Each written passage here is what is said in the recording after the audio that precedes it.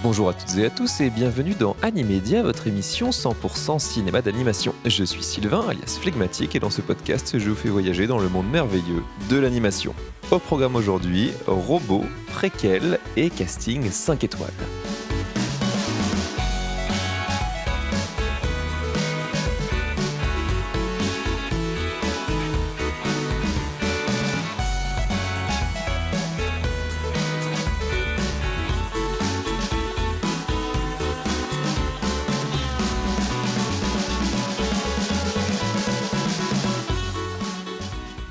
Salut la famille, j'espère que vous allez bien, que vous avez passé une bonne soirée d'Halloween, que ce soit à vous faire peur ou non. Perso, je me suis fait plaisir avec un grand escape game grandeur nature dans Paris.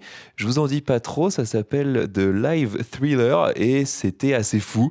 Je vous recommande vraiment si vous avez un groupe d'amis qui aiment ce genre de délire un petit peu horrifique. Dans les prochains jours, vous aurez le droit à un épisode justement spécial Halloween d'Animédia. Alors Halloween un petit peu en retard, mais pour des bonnes raisons puisque l'actualité s'affole, vous le voyez, en cette fin d'année côté animation. Il y a notamment une sortie à venir pour début novembre en lien avec Halloween et ça me fera très plaisir de vous en parler dans un prochain épisode. En attendant, les sorties s'enchaînent puisque le même jour, le 23 octobre, on a eu le droit à 2 sorties de films d'animation. Vous savez ce que ça veut dire, bien sûr, et bien qu'il est temps plus que jamais de vous abonner à Animédia, quelle que soit la plateforme d'écoute que vous privilégiez, et de me laisser un maximum d'étoiles si l'émission vous plaît, d'en parler autour de vous, de partager ça un petit peu partout sur les réseaux. Vous connaissez l'histoire, ça me fera bien plaisir et en plus ça me permettra de percer un petit peu les algorithmes des plateformes de streaming.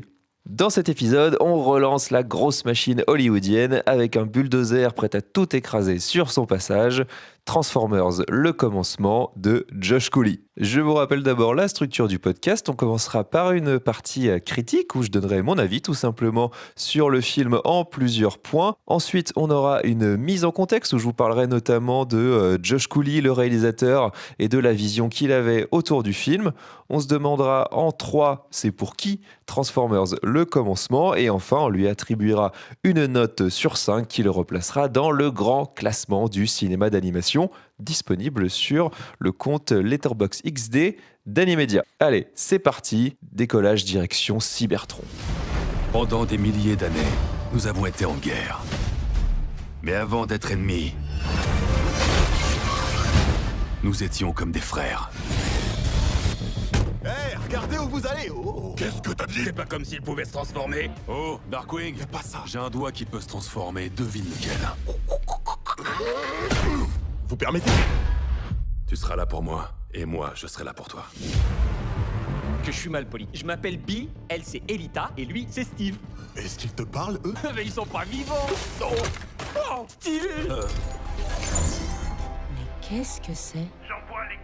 C'est un SOS provenant de la surface. Fantastique. Ils vont voir qu'avec nous, il ne faut pas se fier aux apparences.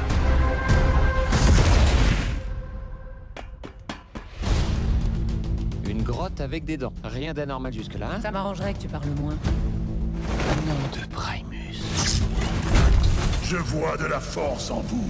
Prenez ceci et atteignez votre plein potentiel.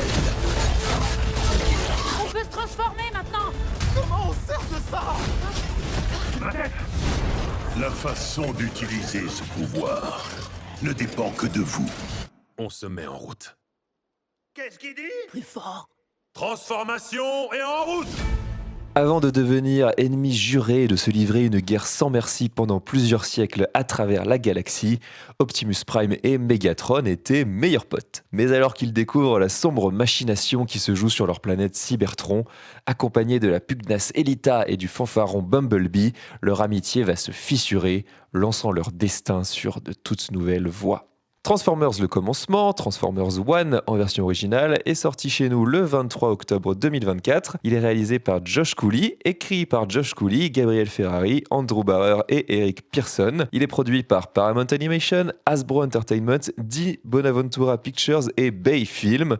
et distribué par Paramount Pictures. L'animation est assurée par Industrial Light and Magic. C'est le deuxième long métrage réalisé par Josh Cooley après Toy Story 4 sorti en 2019. Côté casting, la version originale, c'est du très lourd avec Chris Hemsworth, Brian Tyree Henry, Scarlett Johansson, Keegan-Michael Key, John Hamm, Laurence Fishburne ou encore Steve Buscemi.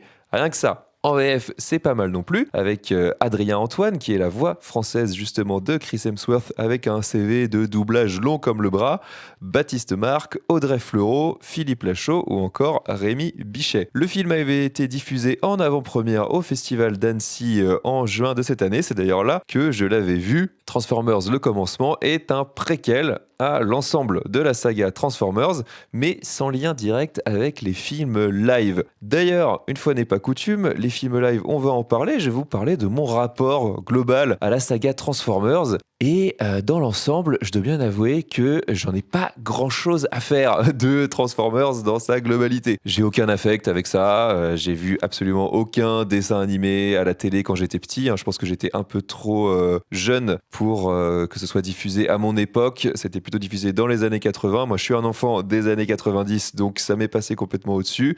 J'ai jamais eu de jouets Transformers non plus, et d'ailleurs personne dans mon entourage n'en avait. Donc j'en ai vraiment jamais eu entre les mains, et j'ai jamais joué non plus au moindre jeu vidéo, même si je sais qu'il y en a des assez bons, notamment celui qui était sorti il y a quelques années, développé par Platinum Games, il me semble. Mais voilà, Transformers, c'est complètement vécu parallèlement à moi. Nos chemins se sont jamais vraiment croisés. Même d'ailleurs, la série de films live, j'ai vu le 2 au cinéma. À l'époque, c'était un ami qui m'avait traîné là-bas. J'avais même pas vu le 1. J'en attendais vraiment pas grand-chose. Ça m'avait pas transcendé, pas du tout. D'ailleurs, je n'avais vu aucun autre depuis. Le dernier que j'ai vu, le deuxième au cinéma, c'était Rise of the Beasts.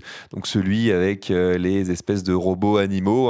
Celui où la meilleure vanne du film, c'est le gentil robot qui s'appelle Optimus Primal. Voilà, parce que c'est un singe, c'est à peu près tout. Et globalement, voilà, la presse autour de ces films-là me donnait pas spécialement envie. Ça me semblait beaucoup trop long pour ce que ça racontait. C'est vraiment quelque chose qui a évolué vraiment sans moi. D'ailleurs, j'ai pas vu non plus le premier film animé, Transformers The Movie, qui date de 1986, alors que pourtant, il y a quand même du lourd au casting vocal. On a Orson Welles, Leonard Nimoy, Monsieur Spock. Rien que ça, le film n'avait pas trop fonctionné à l'époque. Je l'ai jamais vu diffusé nulle part. Et même le film Bumblebee, qui était sorti là il y a quelques années, je sais qu'il est plutôt apprécié, mais là non plus, je suis complètement passé à côté. Et quand j'ai voulu le voir sur Netflix, eh bien, il n'y était plus. Donc autant vous dire que voilà, Transformers et moi, ça fait 4. Je connais ça vraiment de très loin. Mais malgré ça, je vais pas y aller par 4 chemins au niveau de cette critique. Je vais me joindre à un consensus que j'entends globalement autour de ce Transformers Le Commencement. D'ailleurs, vous l'avez forcément lu, c'est le titre de cet épisode. Pour moi, c'est tout simplement le meilleur film Transformers jamais sorti.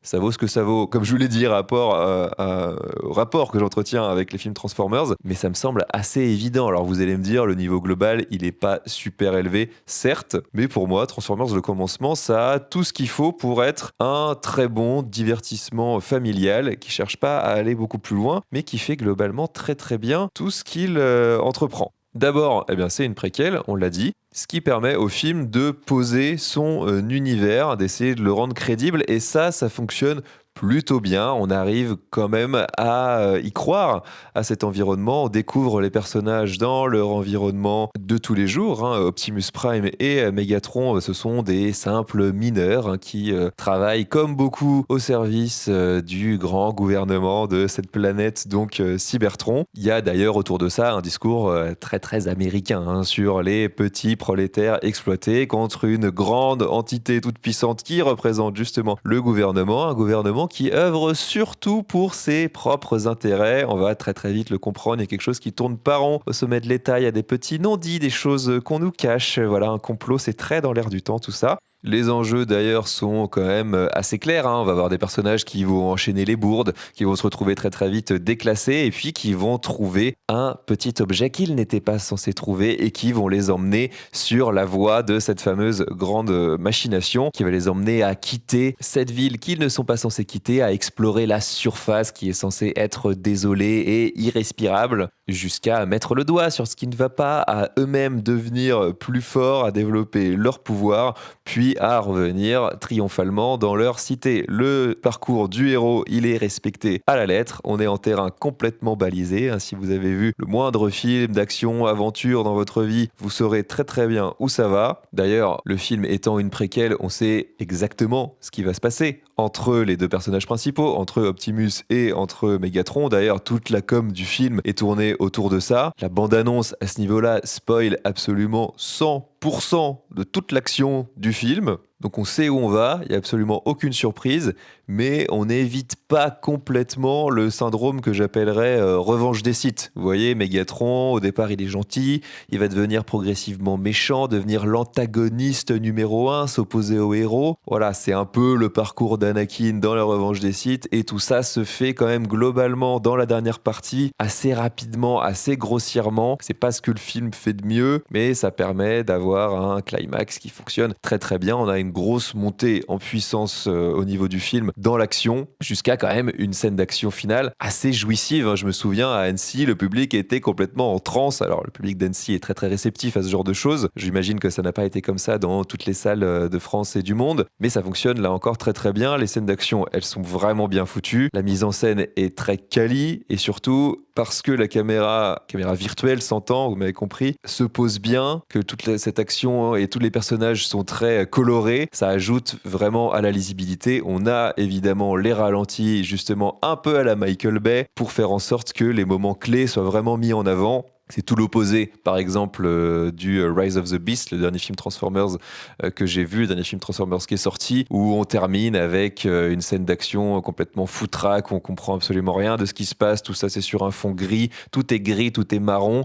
Là c'est l'opposé littéralement, et ouais, ça fait plaisir, c'est nettement plus agréable pour les yeux, on comprend ce qui se passe, l'animation elle est propre, en même temps, comme je disais en intro, elle est signée ILM, qui fait comme d'habitude un très très bon travail. J'aurais juste une petite chose à redire au niveau du design, du caractère design d'une manière générale. C'est les Transformers, des personnages qui sont assez grossiers, assez carrés. Les déplacements, il faut s'y faire. Au début du film, ça fait un petit peu bizarre. Ce qui change pas trop, et ce qui est pour moi peut-être le point négatif principal au niveau du design, c'est les visages, l'animation des visages, qui jure un petit peu avec le reste, ou en tout cas, là-dessus, je suis un petit peu moins fan que pour le reste. Mais globalement, l'animation permet d'avoir un film Transformers vraiment quali, sans avoir un budget démesuré.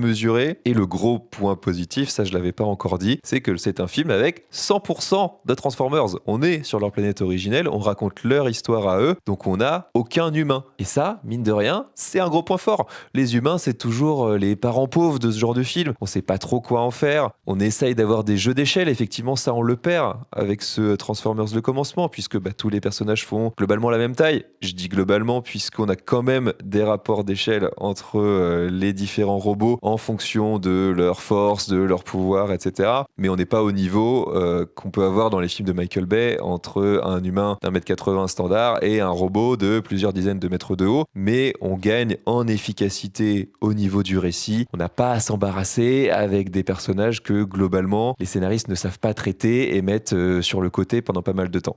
Le petit point négatif quand même par rapport à ça, par rapport à la partie préquelle, c'est que les Transformers, paradoxalement dans ce film-là, les personnages principaux de ce film-là, que ce soit Optimus, Megatron ou les autres, en fait, ils peuvent pas se transformer au début, puisqu'on leur a enlevé, ça ils ne le savent pas encore, la partie de leur armure qui leur permet de se transformer. Ça arrive assez tard dans le récit, on l'a quand même bien évidemment. Donc ça, je trouve que c'est un peu dommage, on se demande un peu quand est-ce que ça va arriver. Ça donne quand même lieu à une scène sympa, un peu plus comique, quand ils apprennent à utiliser leur pouvoir, même si ils s'y habituent quand même assez vite. Je parlais de la partie comique, c'est pour moi aussi un des points un petit peu gênants du film. Je sais pas si c'est la présence de Chris Hemsworth qui fait ça, ou si c'est la nouvelle règle un peu usuelle à Hollywood en matière de blockbuster, mais l'humour est quand même assez lourdingue. On a une écriture à la Marvel qui est un petit peu pénible, ça s'envoie un petit peu des vannes dans tous les sens, les répliques elles fusent un petit peu trop vite. C'est quelque chose qu'on a quand même vu et revu et réentendu. Au bout d'un moment, ça finit un petit peu par lasser. Je suis aussi un petit peu embêté par ces scénaristes hollywoodiens qui manquent, je trouve, clairement d'imagination. Ils arrivent à créer un pur monde de SF vraiment très très différent d'une autre, qui fonctionne de manière très différente, avec des robots qui peuvent se transformer, donc ont des aptitudes différentes. Et malgré tout, à chaque fois, je trouve qu'on se retrouve avec un décalque un peu trop facile de la société américaine. Je vous l'ai dit, hein, les petits prolétaires qui travaillent pour le compte d'un État qui leur cache des choses, avec différentes strates dans la société. Ils dorment dans des dortoirs comme n'importe quel ouvrier américain qui se retrouverait dans cette grande corporation-là. Donc, je comprends qu'il faille quelque chose pour se raccrocher à cet univers, à ces personnages et pouvoir plus ou moins s'identifier ou en tout cas les remettre dans ce qui serait notre monde à nous. Mais quand même, ça manque un petit peu d'imagination, les gars. Osez quelque chose. Osez vraiment nous proposer un monde de SF vraiment différent, quoi. C'est les Transformers. Il y a de quoi faire. Vous pouvez vous lâcher. J'aurais pas grand chose de plus à dire sur le film. C'est une grosse machine hollywoodienne. C'est le blockbuster de cet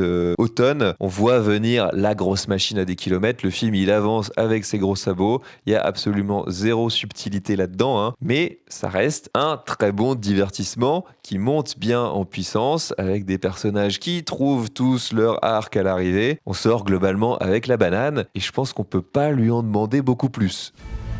Je veux aider à bâtir un monde meilleur. Tu l'as dit, on peut être tellement plus.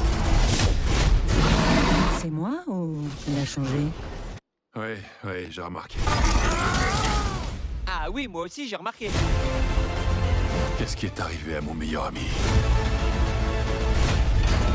Détruisez tout! Brûlez tout! On doit l'arrêter! Decepticons! Révolte! À l'abri! C'est pas vrai!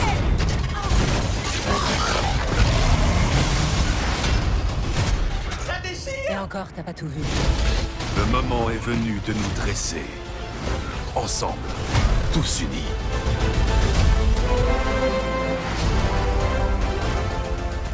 On en arrive sur la deuxième partie, la mise en contexte. L'idée d'un film d'animation préquel de Transformers, elle date quand même pas mal, hein. Elle a émergé au printemps 2015 à l'issue d'une writer's room qui avait été lancée par la Paramount pour apporter des nouvelles idées à la franchise, hein. Vous mettez plein de scénaristes ensemble, plein de gens qui sont censés avoir plein d'idées autour de ça, vous mélangez très très fort et on voit ce qu'il en sort. Au final, ce projet-là, il est annoncé officiellement en développement entre la fin 2018 et le début de 2019. Juste après la sortie de Bumblebee, et Josh Cooley est annoncé attaché au projet en mars 2020, juste après la sortie de Toy Story 4. Cooley, justement, c'est sur lui qu'on va revenir un petit peu plus dans cette partie. Lui, il a travaillé pendant 18 ans pour Pixar avant de bosser sur Transformers. Il a démarré en tant que stagiaire, assistant sur Cars, Les Indestructibles, Ratatouille, donc un certain âge d'or, hein, de Pixar du milieu des années 2000. Puis il est devenu story artist. Alors si on recherche la définition de story artist, c'est un petit peu un homme à tout faire, hein, quelqu'un qui va à la fois s'occuper du polish des dessins, des storyboards, mais en même temps faire un petit peu de scénario, voilà, contribuer à un peu toutes les strates d'un projet. Lui, il a fait son trou chez Pixar comme ça, jusqu'à devenir scénariste pour Vice Versa, le premier, sorti en 2015. Il a d'ailleurs réalisé 2 courts-métrages, dont Premier Rendez-vous, Riley's First Date, dont on avait parlé dans l'épisode sur Vice Versa, qui est une sorte de mini-suite, hein, à Vice Versa, qui est disponible sur Disney+, comme le reste des courts-métrages de Pixar. Puis, à force de gravir les échelons et d'être quand même couronné du succès de Vice Versa, il se voit confier la réalisation de Toy Story 4, donc son premier long métrage à l'intérieur de Pixar, avec lequel il va remporter l'Oscar du meilleur film d'animation en février 2020. Sauf que après ça, il se rend compte justement que pour réaliser à nouveau un film chez Pixar, eh bien, il va devoir attendre au moins 10 ans. Hein. C'est comme ça que ça fonctionne chez Pixar. Il y a un système tournant de réalisateurs. On ne développe pas 25 projets en même temps. Et donc, bien, lui, il n'a pas forcément envie, voilà, d'attendre autant de temps pour se retrouver de nouveau à la barre d'un projet. Il se voit confier le scénario de ce Transformers One. Et il se dit banco, signons. Après tout, on est en mars 2020. Qu'est-ce qui pourrait mal se passer? Vous avez compris, le Covid arrive, les projets sont ralentis. D'ailleurs, on se pose la question, légitimement, lui se pose la question de ce qui va advenir de ce projet de film d'animation Transformers. Mais bon an, mal an, là encore, malgré tout ça, le film finit par se mettre au point et sort quand même 4 ans plus tard, plus de 4 ans plus tard, après donc un long long parcours du combattant. Fallait le voir, Cooley à Annecy, il était présent sur scène juste avant de présenter le film en avant-première. L'émotion a surgi. Il a lâché sa petite larme, on sentait vraiment que ça lui tenait à cœur. Et pour cause, puisque dans une interview accordée au site Le Point, il déclare être un énorme fan des Transformers depuis les années 80. Je cite, « C'est grâce à cette série que je suis tombé amoureux de l'animation. Elle est en quelque sorte responsable de ma carrière. » Cette série, plus ce qu'il dit un petit peu partout en interview, le film Qui veut la peau de Roger Rabbit de Robert Zemeckis, sorti en 1988, c'est ce qui lui a vraiment mis le pied à l'étrier, c'est ce qui lui a donné le goût à la fois de l'animation et de la mise en scène, de créer des films. Donc, un attachement à la saga Transformers de longue date, un mec qui avait quand même réalisé un premier film qui parlait aussi de jouets. Est-ce qu'on n'était pas en présence du meilleur réalisateur au meilleur moment pour réaliser ce film-là ? On est en droit de le penser, et c'est d'ailleurs cette expérience sur le projet Toy Story 4 qui a permis à Cooley de ne pas traiter les Transformers justement uniquement comme des jouets ou comme des robots, mais de les traiter comme il traiterait des personnages humains. C'est ce qu'il avait fait dans Toy Story 4, rester absolument dans l'émotion, les traiter sous toutes leurs facettes. Quelle sera la suite pour Cooley ? Eh bien, c'est un peu difficile à dire. Lui-même dit qu'il est ouvert à absolument tout. Live action, animation, peu importe. Il a quand même comme idée d'essayer de faire un film hybride, justement, à l'image de Roger Rabbit. Mais voilà, globalement, le mec est prêt. Pour la saga Transformers, eh bien là aussi, on n'a pas encore d'infos fraîches. Ce serait quand même assez étonnant qu'ils ne poursuivent pas dans la voie de Transformers le commencement, qu'on n'ait pas une suite directe à ce préquel pour pouvoir continuer justement l'affrontement entre Megatron et Optimus Prime. Le succès est globalement au rendez-vous, que ce soit d'un point de vue critique ou commercial. Tout le monde chante les louanges de ce qui est le meilleur film Transformers porté à l'écran, je le répète. Ce serait pas étonnant du tout de le voir nommé pour l'Oscar du meilleur film d'animation, et pourquoi pas espérer un petit peu mieux qu'une simple nomination. On en arrive à la troisième partie de cet épisode où on se pose la question, et c'est pour qui Transformers le commencement ? Dans un premier temps, et ça va être assez évident, pour les fans de Transformers. Alors s'ils existent, parce que personnellement j'en ai jamais véritablement rencontré, mais au vu du succès de ce film-là pour l'instant et des films précédents, il y en a forcément. Donc j'espère qu'ils vont se déplacer pour un film d'animation comme ils se sont déplacés pour les films live, qui étaient quand même d'une qualité nettement moindre. À part ça, je dirais pour un public d'adolescents, globalement. Pas trop jeune, je pense, puisqu'il y a quand même un petit sous-texte politique. C'est assez léger, c'est pas là-dessus que le film repose, mais ça passerait, j'imagine, un petit peu au-dessus de la tête des plus jeunes. Et puis enfin, on peut aussi être un petit peu plus vieux, comme moi, vingtenaire, trentenaire, avoir un rapport assez lointain avec la saga Transformers et y aller pour le casting déjà. Le casting vocal, il est assez exceptionnel, je l'ai dit, tout le monde fait vraiment le travail. Chris Hemsworth est vraiment dans son rôle de gros blagueur. Brian Tyree Henry, il monte bien en puissance, lui, au fil du film. Scarlett Johansson, elle est un petit peu plus effacée, son rôle est un peu moins mis en avant. Et Keegan-Michael Key, il fait toujours le travail en tant que petit rublion. Donc rien que pour ça, ça peut être intéressant d'aller y jeter un œil. Les scènes d'action, comme j'ai dit aussi, elles fonctionnent assez bien. Le plaisir là-dessus, il est assez immédiat. Et puis juste pour le plaisir de l'animation, voilà, tout simplement, il aime faire un gros taf. Ça fait plaisir de voir justement des Transformers comme ça. Ça change de l'imagerie qu'on a depuis maintenant bientôt 15 ans de films de Michael Bay. Ça offre un regard assez rafraîchissant sur la saga. Pour ça, évidemment, il faut avoir vécu les sorties des films précédents. Donc allez-y, faites-vous un avis. Mon avis, justement, celui d'Animedia, puisqu'on arrive à la quatrième partie, celle de la note. Je vais attribuer à Transformers le commencement 3,5 étoiles sur 5. C'est un solide divertissement, ça fonctionne bien, ça va pas chercher beaucoup plus loin, ça casse pas des briques non plus, ça ne transcende pas une formule assez connue, je l'ai dit. Le voyage du héros, il est respecté à la lettre, voire un petit peu trop. On a quand même un petit peu de sous-texte politique autour de la ville, autour de la planète Cybertron. Mais ce qui, quand même, enlève le tout, c'est, je l'ai dit, le casting, les scènes d'action. Ça fonctionne très bien, c'est du divertissement comme on en attend de la saga Transformers et du divertissement un petit peu plus immédiat. On n'est pas sur un film de 2h40 avec des humains qui font tapisserie. Là, on va directement à l'essentiel et c'est tout ce qu'on veut. Pour le replacer dans le grand classement Letterboxd XD d'Animedia, ça le place derrière Les Nouveaux Héros, pour citer un autre film de SF avec un robot qui se transforme, au même niveau que Promare, Foiré, le film des studios Trigger, et devant Toy Story 4, le précédent film de Josh Cooley, qui m'avait, moi je me souviens, quand même pas mal déçu à l'époque. Et d'ailleurs, je dis je me souviens, mais la vérité, c'est que j'en garde un très très lointain souvenir, ce qui n'est pas forcément bon signe. Avant de se quitter, tout à fait, je terminerai cet épisode par une recommandation. Je vous l'ai dit, le film Transformers Le Commencement est sorti le 23 octobre, le même jour qu'un autre film d'animation, français celui-ci, Angelo dans la forêt mystérieuse. Alors j'en ai pas parlé dans un épisode là maintenant tout de suite, mais j'en avais parlé à l'époque à l'occasion du festival d'Annecy où je l'avais vu. Je vous mettrai le lien en description pour ceux qui veulent aller rejeter une oreille et avoir un avis un petit peu plus détaillé. Mais grosso modo, qu'est-ce que c'est ? C'est un très bon film d'aventure français d'animation. Voilà, ce qui déjà en soi est suffisamment rare pour être souligné, d'autant qu'il y a un très très bon niveau de production. C'est un film qui mélange pas mal de techniques d'animation. On a une 3D un peu en fausse stop motion, c'est-à-dire que le rythme d'images par seconde a été légèrement ralenti, ça donne tout de suite un cachet qui fonctionne très très bien, et c'est mélangé avec un petit peu d'animation en 2D pour certaines scènes fantasmées, puisque Angelo, le héros du film, il se rêve en grand aventurier avec une voix très très grave qui vit des choses fantastiques, et il se retrouve lui-même propulsé donc dans cette forêt mystérieuse alors qu'il a été oublié sur une aire d'autoroute par sa famille, et il va vivre lui-même ses propres aventures. Le design est assez enfantin, si vous regardez l'affiche, si vous regardez les différents visuels, le chara design en lui-même est un petit peu particulier, mais je vous assure que c'est un film qui cache beaucoup plus que ce qu'on croit. La séquence d'ouverture est hilarante, vraiment, c'est sans doute une de mes scènes les plus drôles de l'année. Le film a du mal à tenir ça sur la longueur, mais ça enchaîne très très bien les péripéties, c'est assez court, là aussi assez immédiat, le plaisir est assez dingue, donc allez y jeter un œil. Angelo dans la forêt mystérieuse, j'espère qu'il passe encore à côté de chez vous. Voilà, cette fois c'est vraiment la fin. J'espère que cet épisode vous a plu. Si c'est le cas, eh bien, allez me laisser, voilà, je le répète, un maximum d'étoiles sur Spotify, Apple Podcasts, Deezer, n'importe quelle plateforme d'écoute de votre choix. Suivez-moi bien sûr si ce n'est pas déjà fait, et partagez ça autour de vous, avec vos amis, sur les réseaux sociaux.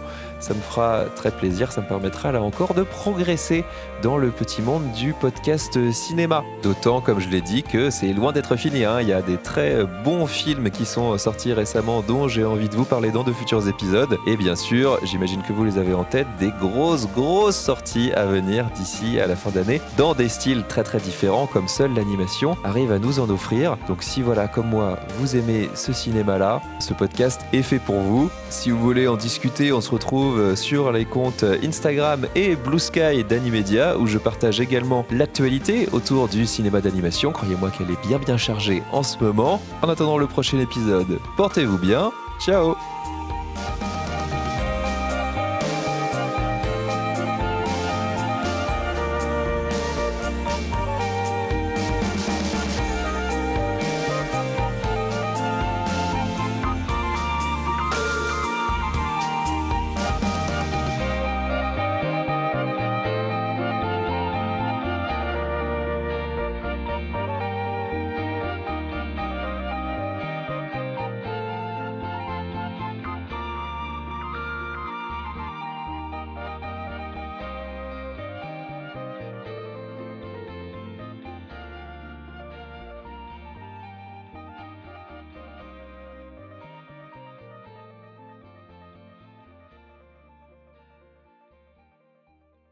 Pourquoi il est bâillonné? Il arrêtait pas de parler.